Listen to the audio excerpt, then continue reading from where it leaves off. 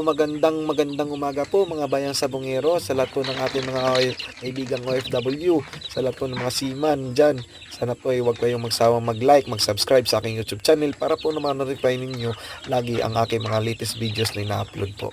So yan po yung videos na yan na pinapakita ko po sa inyo, ayan po ang aking mga sisiw. So mayroon po tayong kaibigan nagtatanong sa akin kung kailan po daw magbababa ako ng sisiw doon sa range area. Meron po kaming programa, sir, sa pagbababa ng sisiw sa range area.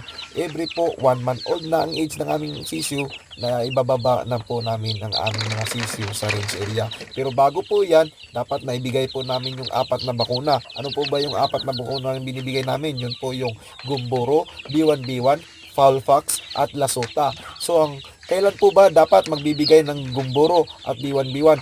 Through D-Old po. D-Old pa lang po, binibigyan na po namin ng Gumboro tsaka B1B1 plus IB yung aming sisiw. Pagkadating po naman ng 14 days o nagbibigay na po kami ng Foulfax. Pagkadating ng 21 days, yun po ang nagbibigay po kami ng Lasota, saka po namin binibitawan yung sisiw.